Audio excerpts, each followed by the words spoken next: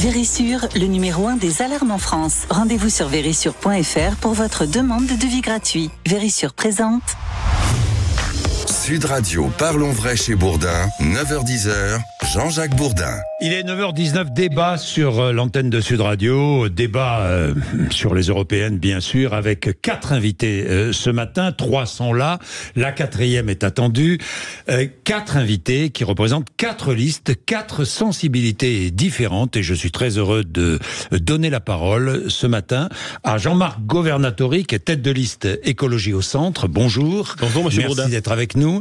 Guillaume Lacroix, qui est président du Parti radical de gauche et tête de liste Europe Territoire Écologie. Bonjour. Bonjour. Merci d'être avec nous. Pierre Larouturou, qui est député européen et tête de liste Nouvelle Donne. Bonjour. Bonjour. Merci d'être avec nous. Nous manque Hélène Touy, qui est tête de liste du Parti animaliste. On l'attend.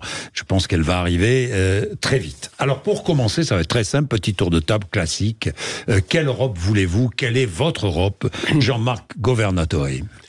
Les dizaines de députés écologistes et centristes qui seront issus de ces élections par les 27 pays qui vont voter les 8 et 9 juin vont bâtir la nouvelle Europe. C'est une Europe des régions unies, chacune souveraine des points de vue alimentaires et énergétiques, chaque région coopérant avec l'autre. Il y a 242 régions dans l'Union européenne. Chaque région respectueuse de l'écosystème et de l'animal, et avec des habitants conscients de leurs droits et devoirs. Pour nous, le principe de responsabilité est très important. Parce que quand les listes conventionnelles disent aux citoyens c'est la faute aux riches, ou c'est la faute aux immigrés, ou c'est la faute à Bruxelles, c'est s'approprier le pouvoir du citoyen. Il est important que le citoyen se réapproprie son pouvoir en prenant conscience dans sa co-responsabilité de ce qui arrive. Et cette notion de responsabilité est très importante pour les écologistes centristes. Donc, tout part de la base et va vers le haut, si je vous comprends bien. Exactement. Toutes les décisions. Les décisions partent de la base et vont vers le haut, mais celui qui est en situation d'administration doit faire le job. Bien. Jean-Marc Governatori, nous avons écouté vos arguments. Guillaume Lacroix, quels sont les vôtres? Bonjour, écoutez, Bonjour. Europe Territoire Écologie, c'est une liste de rassemblements à gauche, c'est rare. Alors c'est un rassemblement cohérent, parce que la gauche qui se divise, c'est la gauche de la NUPES, et la gauche qui n'était pas dans la NUPES, la gauche qui n'a pas voulu être avec LFI hier, et la gauche qui ne veut pas être avec LFI demain, s'est réunie pour porter un projet pro-européen, républicain, universaliste. Un projet finalement qui parle du quotidien, un projet qui soit dans une Europe qui nous protège vraiment, c'est d'ailleurs le slogan d'Europe Territoire Écologie, c'est-à-dire en fait une liste qui parle des problématiques que rencontrent nos concitoyens et qui attendent une réponse pro-européenne, à renforcement de l'Europe. Par exemple, aujourd'hui, vous avez 90% des pharmacies qui sont en grève dans le pays. 400 pharmacies vont fermer. Le premier point du projet d'Europe Territoire Écologie, c'est de parler d'un Airbus du médicament. De dire que dans l'Europe que l'on veut plus forte, il faut donc entendre que si on a su fabriquer des avions ensemble, on doit pouvoir faire des médicaments ensemble et en assurer à la fois la production, la maîtrise et évidemment les prix. Pierre Larouturou, vous êtes député européen. Et tête de liste Nouvelle Donne. Quelle est aujourd'hui l'Europe que vous voulez? Allons enfants, on veut changer l'Europe, c'est le titre, et on veut des solutions concrètes pour améliorer la vie quotidienne des gens. Concrètement, faire baisser les factures. En Espagne, le gouvernement a bloqué le prix de l'électricité et il a supprimé la TVA à 0% sur tous les produits de la vie quotidienne. Donc des millions d'Espagnols ont vu leur facture diminuer, si c'est possible. Et pour ne pas faire de déficit, on a taxé les super profits des banquiers et des pétroliers. Ça marche en Espagne pour des millions de gens qui ont vu leur facture diminuer. Donc si ça marche en Espagne, pourquoi pas en France ou au niveau européen? Un autre exemple, protéger le revenu des paysans. Encore avant-hier, des agriculteurs étaient à Bruxelles pour dire on veut vivre correctement. Eh bien pendant 31 ans, on avait les quotas laitiers. Mon ami Michel Rocard avait mis en place des quotas laitiers et pendant 31 ans, le prix du lait était correct, sans subvention. On respectait le travail des gens. Et puis des gens de droite ont foutu en l'air les quotas laitiers et le prix s'effondre. Donc si on veut une Europe qui protège le revenu des paysans et la plupart des salariés. Dernier exemple concret, mais on en a 10 à mettre en place très vite, c'est une allocation d'autonomie. Au Danemark, tous les jeunes entre 18 et 25 ans ont une allocation d'autonomie pour vivre correctement. Ils n'ont pas besoin de demander du fric à papa et maman, ils n'ont pas besoin d'accumuler les petits boulots, ils ont du temps pour leur vie perso et ils peuvent se consacrer à leurs études. Allocation conditionnelle ou pas? Allocation pour 18-25 ans, du moment qu'on est en études ou qu'on cherche un boulot. Et si on a trouvé un boulot, on n'a plus l'allocation. Et ça en fait pas un pays d'assistés. Et tous ceux et celles qui vivent au Danemark ont cette sécurité. Et c'est bien pour ces jeunes et c'est bien pour leur famille. Donc si ça marche au Danemark, pourquoi pas dans toute l'Europe? Donc on est allé voir de façon très concrète, dans toute l'Europe, qu'est-ce qui marche le mieux en matière sociale et comment on le généralise.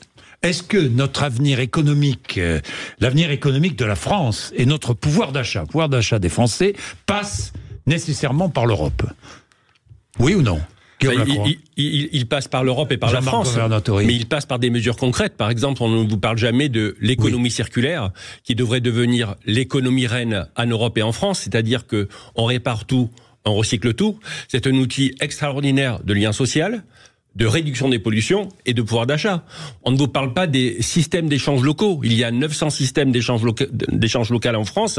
C'est un processus par lequel les habitants d'un quartier ou d'un immeuble s'organisent pour échanger leur temps, leurs biens, leurs compétences. Ça coûte 0 € aux contribuables. Et comme l'économie circulaire, c'est très efficace pour développer le covoiturage, développer les liens sociaux et développer le pouvoir d'achat. Guillaume Lacroix. Oui, mais moi je crois que l'Europe ne parle jamais de pouvoir d'achat et c'est d'ailleurs un des grands problèmes. C'est d'ailleurs un des grands problèmes. Alors ça veut dire quoi parler du pouvoir d'achat si on veut parler européen? Nous, on propose de travailler sur un revenu de base ou un revenu décent minimum qui serait une première marche vers une forme de résorption de la concurrence sociale qui a lieu en Europe, qui est insupportable.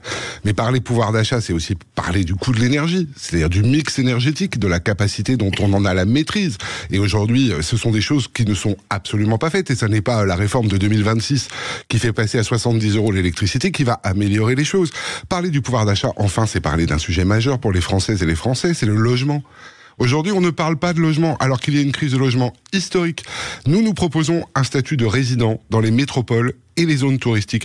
Parlez, Jean-Marc Governatori, des régions. Faut pas juste en parler des régions. Moi, dans ma liste, il y a les régionalistes. Justement parce que le but, c'est de dire la réalité de ce que vivent les Français.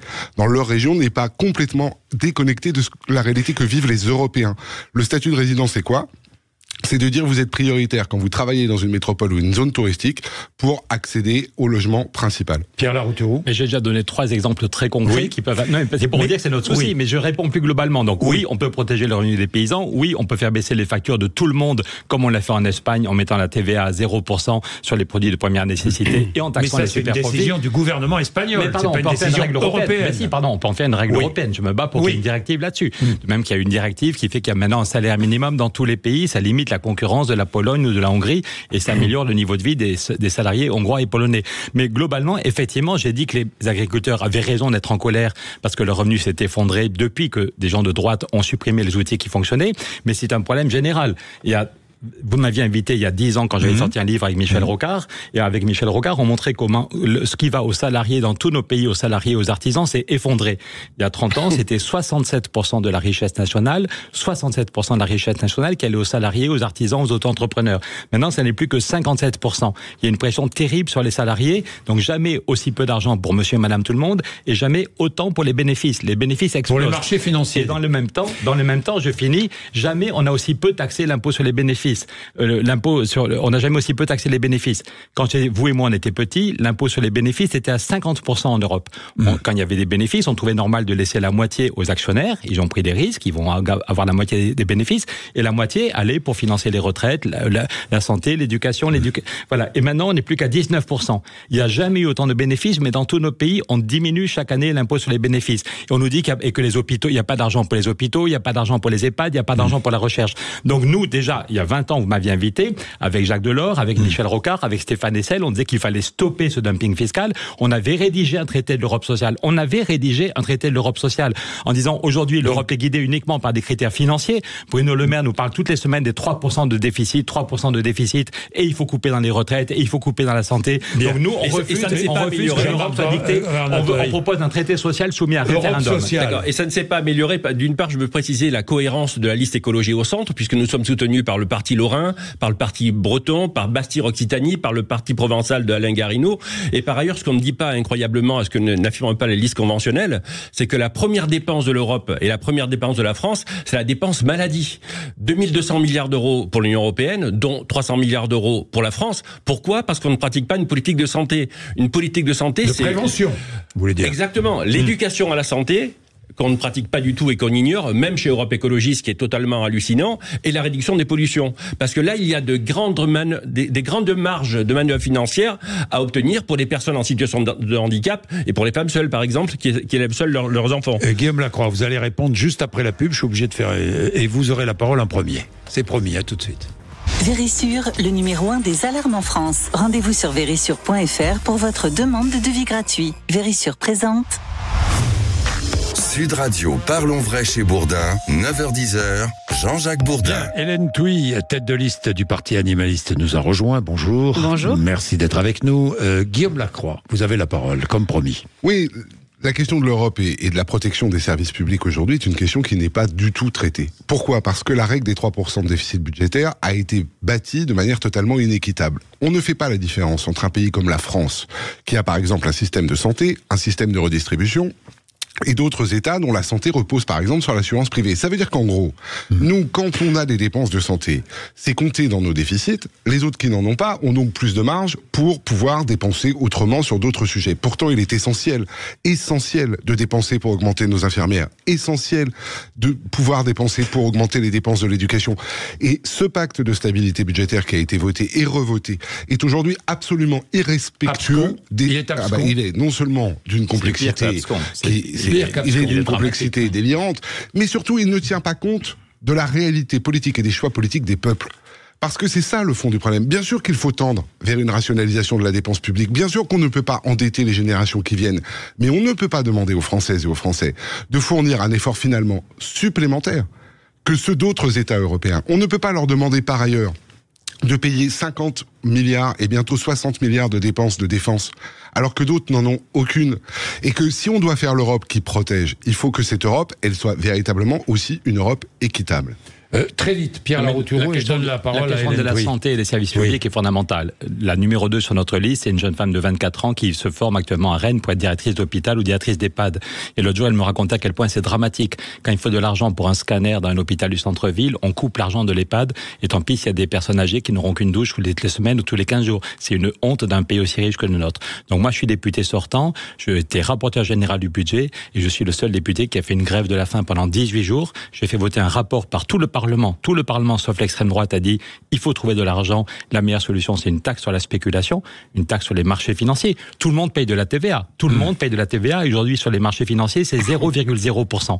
Donc, c'est un vrai scandale. C'est obscène de dire qu'il n'y a pas d'argent pour nos hôpitaux, pour les retraites, pour la santé, pour le climat, alors que les marchés financiers battent des records. Donc, j'ai fait voter un rapport et j'ai fait une grève de la faim pendant 18 jours pour mettre le scandale à jour, puisque c'est la France aujourd'hui qui bloque cette idée de la taxe sur la spéculation. Les Allemands sont d'accord, les Italiens sont d'accord, le Parlement européen, tout le monde a voté trois textes en 3 ans, sauf l'extrême droite. Et aujourd'hui, Bruno Le Maire, Emmanuel Macron sont les seuls. Donc c'est une question, quand on va aller voter le 9 juin, est-ce que l'Europe est au service des banquiers et des milliardaires, ou est-ce que l'Europe est le bon niveau pour mettre la finance au service du bien commun ? Hélène Touy, vous êtes d'accord avec ce que vous venez d'entendre ou pas ? Alors, nous, on porte une vision beaucoup plus globale. Effectivement, je partage une chose, c'est que la santé publique, c'est un élément qui est absolument fondamental, sur lequel il faut mettre des moyens, et évidemment, il est inacceptable que les hôpitaux soient dans la situation actuelle, et que les Français... C'est une question franco-française ou selon vous Non, c'est une question européenne, parce que la question de la santé, elle dépend aussi des choix, et notamment des choix agricoles que l'on va faire.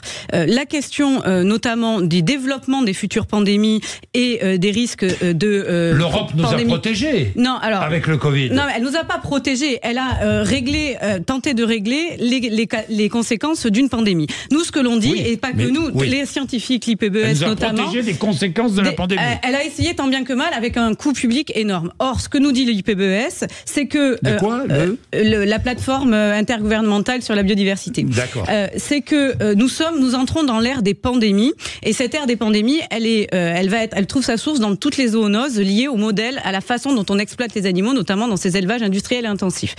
C'est pas une hypothèse, c'est une certitude. Nous allons avoir des pandémies à répétition, et gérer une pandémie pandémie, ça coûte 100 fois plus cher que de l'anticiper. Donc les préconisations d'IPES, du GIEC, mais aussi du CNRS sont très claires. C'est de dire maintenant il faut arrêter avec ce type d'élevage. C'est 70% des futures pandémies qui trouvent leurs origines dans les zoonoses. Il faut arrêter.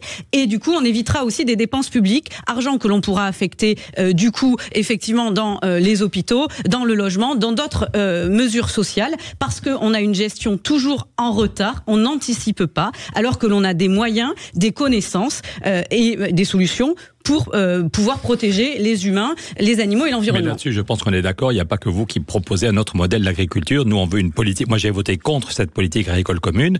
Dans cette politique, ne protège pas le revenu des paysans et ne permet pas de protéger ni leur santé, ni notre santé, ni de protéger la planète. Oui, mais vous écartez les animaux. Oui, Par contre, dans votre système, les animaux, ils n'existent pas. Pardon, au contraire, non, je vous dis, pardon, moi j'ai fait l'agro et déjà il y a 30 ans, je trouvais ça scandaleux, l'élevage industriel.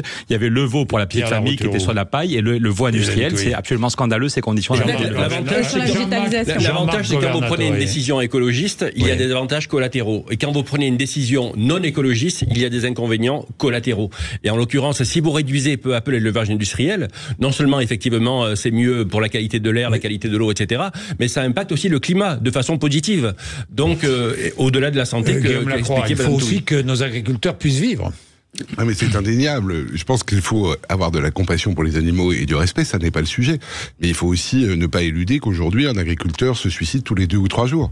Oui. Il ne faut pas éluder aujourd'hui que nous avons des problématiques qui sont aussi des problématiques d'une population qui grandit et qu'il faut nourrir autrement, différemment, mieux.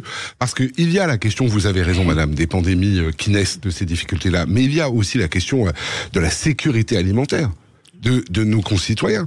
Moi, je n'arrive pas à dissocier les questions environnementales et écologiques des questions de santé.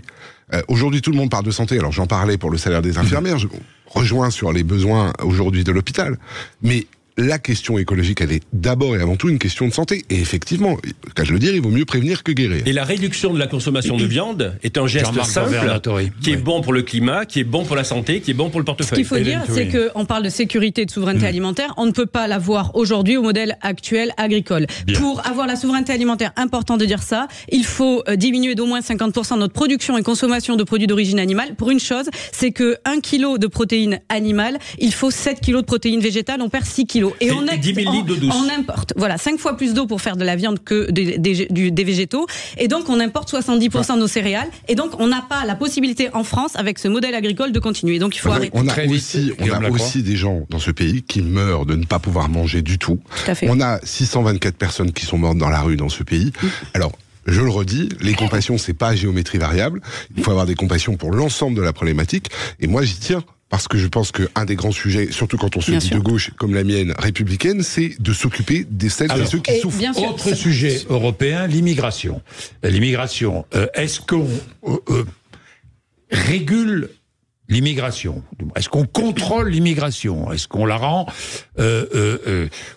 utile ou pas pour le continent européen, au niveau européen ou au niveau français? En quoi l'Europe est importante pour contrôler l'immigration et maîtriser, je préfère le mot maîtriser, l'immigration. Jean-Marc Governator. Contrairement à Europe Écologie et au RN qui vivent aussi dans ce domaine, dans le monde parallèle, les écologistes centristes que je représente en France vivent dans le monde réel. Pourquoi? Bardella veut recevoir personne. C'est impossible puisqu'il y a 15 000 kilomètres de frontières terrestres à l'Union. On peut pas faire 15 000 kilomètres de murs. C'est totalement irréaliste. Europe Écologie veut recevoir tout le monde. C'est aussi impossible puisque nous n'avons pas les structures en logement, en hôpitaux pour recevoir tout le monde, et ces pauvres gens meurent dans le voyage. Donc nous aurions voté favorablement au pacte d'immigration qui vient d'être voté au Parlement européen et qui a été rejeté à la fois par le RN et à la fois par Europe Écologie, mais il faut évidemment agir en amont, puisque quand on est écologiste, on agit en amont. Par conséquent, il faut arrêter de tuer les agricultures vivrières en Afrique pour que enfin les Africains puissent vivre de leur agriculture et moins envie de venir chez nous. Je reviens en 1 minute sur ce que disait Guillaume Lacroix. Plus de 600 personnes qui sont mortes dans nos rues l'an dernier, c'est un vrai scandale. En Finlande, aujourd'hui, il y a 15 fois moins de SDF qu'en France par rapport à la population. Parce qu'en Finlande... La situation géographique de la Finlande n'est pas celle de la France. Je reviendrai sur les questions d'immigration en 1 minute. Je vous parle des SDF, Jean-Jacques Bourdin. Malheureusement, beaucoup de SDF sont aussi des immigrés. Donc, dans toute l'Europe, il y a des immigrés. Je reviens sur la question d'immigration dans 1 minute. Mais la question des SDF, j'ai vu l'autre jour, ça fait 10 ans que la Fondation Abbé Pierre dit qu'il faut s'inspirer de ce qui se passe en Finlande. En Finlande, on laisse pas quelqu'un tomber dans la rue. Immédiatement, on lui trouve un petit logement. C'est pas Versailles, c'est pas royal, mais immédiatement, il a un toit, et ce qui fait qu'il a une adresse pour chercher du boulot, qu'il ne tombe pas dans un cercle vicieux. En France, on laisse les gens tomber dans un cercle vicieux dramatique. Derrière, c'est des maladies, des risques. Une des directives qu'on propose, de même qu'on propose une directive pour faire baisser les factures tout de suite tout le monde, une directive pour mettre en place, améliorer le revenu des paysans, une pour améliorer l'allocation d'autonomie pour les jeunes, mais on veut aussi un toit pour tout le monde, faire baisser les loyers, mettre le paquet sur faire baisser les loyers et éviter qu'il y ait des SDF. L'immigration, est-ce qu'elle est maîtrisée grâce à l'Europe? Non, mais honnêtement, non, on ne fait rien. Ça fait 30 ans qu'on parle de permettre un développement de l'Afrique. L'autre jour, je voyais Jean-Louis Borloo qui avait un grand plan pour permettre le développement économique de l'Afrique avec l'accès à l'électricité. Et au moment où il allait le mettre en place, Macron lui a cassé les jambes et a bloqué les financements, alors qu'il y avait un consensus en Europe et en Afrique pour dire il faut permettre le développement local, de l'agriculture. Notre politique agricole commune fout en l'air nos campagnes chez nous, mais fout en l'air aussi l'agriculture vivrière en Afrique. Donc il faut changer notre politique agricole commune, et on a rédigé un traité qui permettrait d'utiliser autrement l'argent de la Banque centrale. L'argent de la Banque centrale, on a créé plus de 3 000 milliards, ce qu'on appelle le quantitative easing, on a créé plus de 3 000 milliards depuis 6 ans d'euros. Bien. Et cet argent, non pas dans Jean-Jacques Bourdin, je continue, va sur les marchés financiers.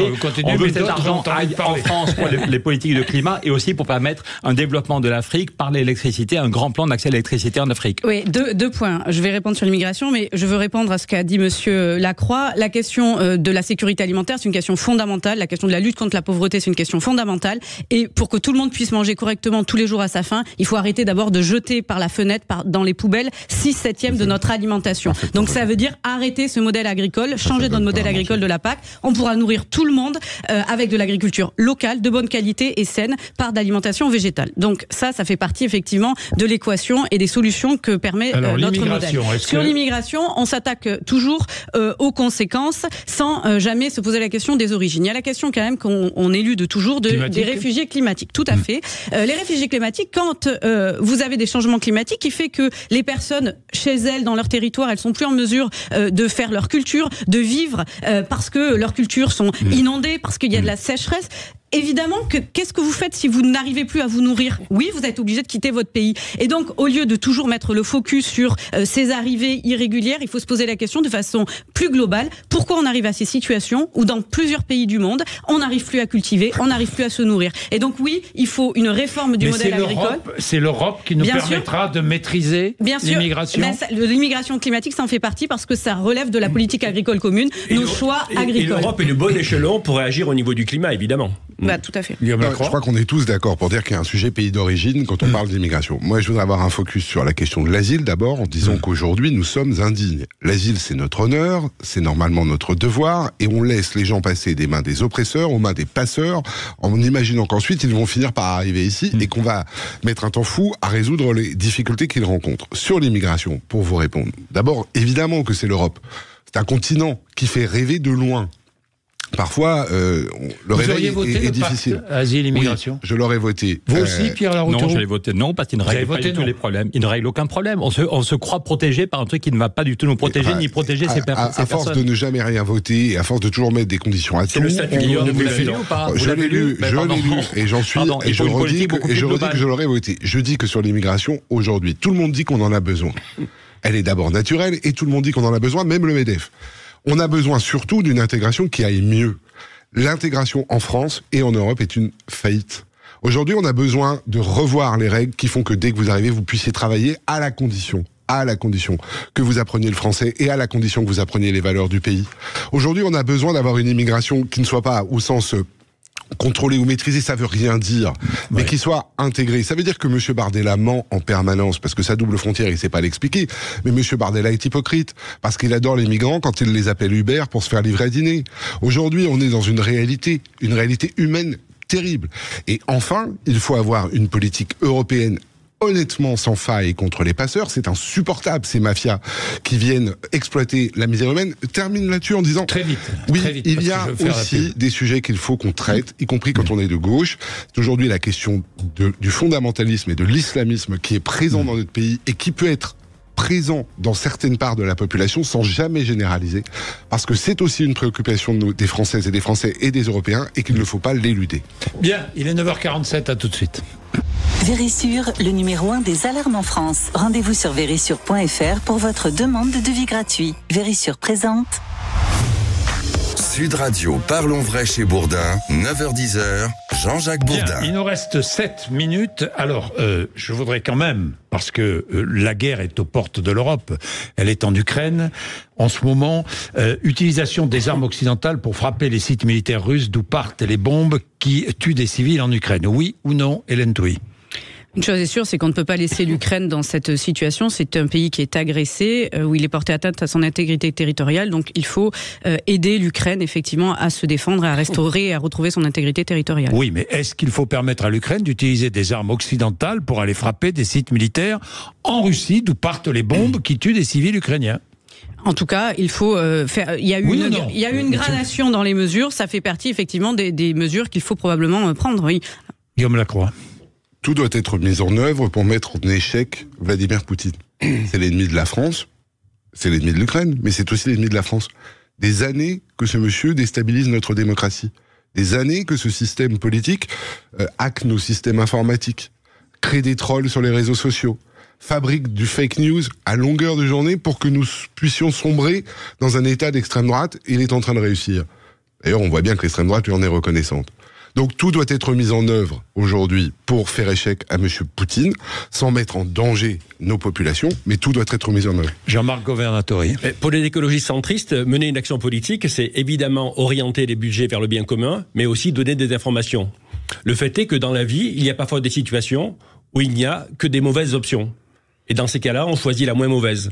Donc, effectivement, la moins mauvaise option, en l'occurrence, c'est de permettre aux Ukrainiens, s'ils le souhaitent, et c'est leur décision, d'utiliser les armes qu'ils ont pour frapper les sites militaires, et je dis bien les sites militaires, parce que les civils, c'est sacré, les sites militaires russes. Parce qu'il faut bien dire à ceux qui nous écoutent, Monsieur Bourdin, que si le dictateur Poutine parvient à franchir la première ligne ukrainienne et qu'il prend Kiev, il se rapproche de 1300 km de Paris. C'est hyper gravissime. Il se rapproche de l'OTAN. Je dis pas exactement, mais je dis pas qu'il ira au bout. Mais il y a un risque, et gouverner, c'est prévoir et protéger. Pierre Laroutureau. Oui, écoutez, ça fait 2 ans et demi que Poutine a déclenché cette guerre. C'est absolument scandaleux. Le peuple ukrainien vit le martyre et se bat avec courage.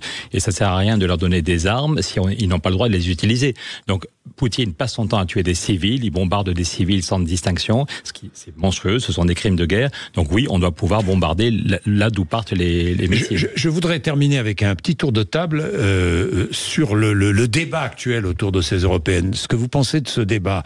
Est-ce que les listes dites traditionnelles, les listes qui sont en tête, ignorent l'Europe et ne pensent, les têtes de liste dans tous les cas, qu'à la présidentielle? Hélène Touy. C'est évident, le gros problème de la France, c'est la présidentielle qui focalise toutes les attentions, tous les égos aussi.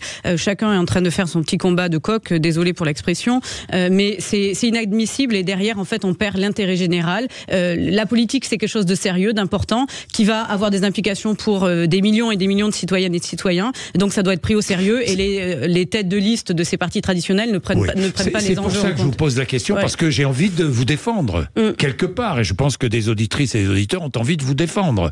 C'est vrai. Vous partagez cet avis, Guillaume Lacroix? Moi, je regarde les choses. Des semaines et des semaines de débats avec toujours les mêmes. Plus de 50% d'abstention annoncée, 34% annoncé pour M. Bardella. Moi, je veux bien qu'on m'explique que la solution est dans les partis traditionnels. Je ne suis pas certain que ce soit le cas.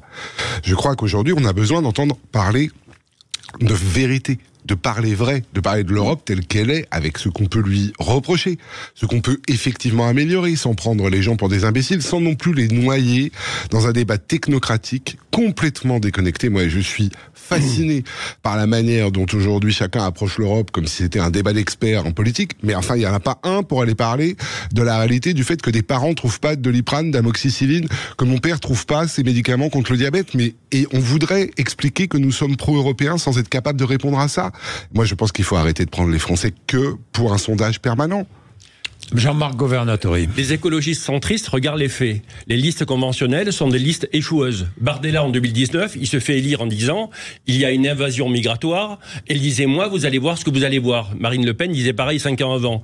Les Français lui ont fait l'honneur de l'élire, ils l'ont mis premier. 5 ans après, il ose revenir avec le même discours. Donc ça veut dire qu'il ne sait pas faire.